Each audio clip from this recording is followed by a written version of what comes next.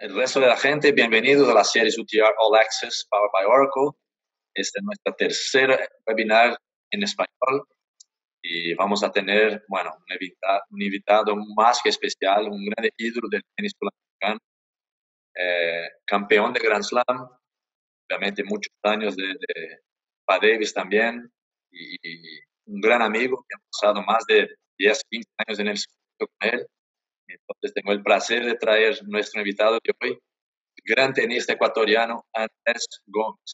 Pero yo me gustaría saber cómo, el día de la final, obviamente esta mañana, cuando te despertaste, cómo estabas, pero muy nervioso o tranquilo, ya estoy feliz de estar en una final, pero obviamente quieres ganar, pero tu estado, ¿sabes?, mental en el día de la final. O sea, obviamente es un día diferente, Sí. pero los días de los partidos son días diferentes. O sea, no, independiente de que sí es Roland Garros, sí es la final, sí, tienes que ver cómo lo manejas. No puedes dejar o sea, por más de que pienses, tienes 2 días desde la semi hasta la final, Sí. estás contento, tienes que medir las cosas que dices, las cosas que vas a hacer, y tratar de llevar la más normal. Aparte tenía 30 años. Andrés, tienes un hijo que es profesional, mucha gente por ahí no sabe eso, pero me gustaría mucho hablar un poco de esa historia porque no es muy común en el circuito mundial tener así obviamente un padre campeón de Grand Slam y un hijo que también sea profesional. Me gustaría saber un poco, contar un poco de la historia, cómo fue la relación con tu hijo, porque él siempre le gustó el tenis o tuviste que empujar un poco. Y bueno, y después de eso, del principio, cómo fue la formación de Emilio y después las decisiones adelante en su carrera. ¿Siempre estuviste muy involucrado con eso? A ver, lo mío siempre fue buscar la universidad. Y con mis hijos fue lo mismo. Enseño a jugar cuánto, 8, 9 años, 7 años, 6 años, cuántos, a ver, ¿cuántos días van a ir? 1, 2, 3, 3, ok, perfecto. Lunes, miércoles, viernes, ok, pero no de que el lunes, no, hoy día no voy, sino que voy, no, vas lunes, miércoles, ya. Una disciplina desde el principio. Sí. Si quieres jugar una vez a la semana, no es problema, no tengo problema. ¿Quieres jugar más? Perfecto, se acomoda. Luego comienzas a viajar, que es la parte más linda del tenis. Comienzas a conocer a tus amigos, seguramente, no sé, te pasará a ti también, sigues teniendo tus amigos, algunos con los que jugabas dobles menores de 10 años, con Claro. el que te sigues viendo todo el tiempo. Entonces, el uno siguió, el otro ahora hace otras cosas totalmente, pero todavía juega tenis.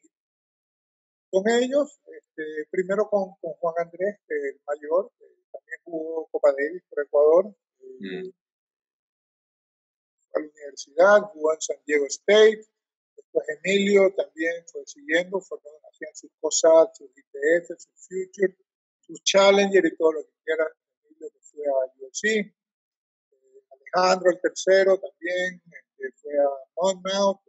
Rafaela fue a UNF en Florida, en Jacksonville. Esos 4 ya graduados, terminados. Y tengo la quinta, que acaba de terminar el primer año en Bryan. Todos becados con tenis, todos también becados con algo de beca de estudio. O sea, 5.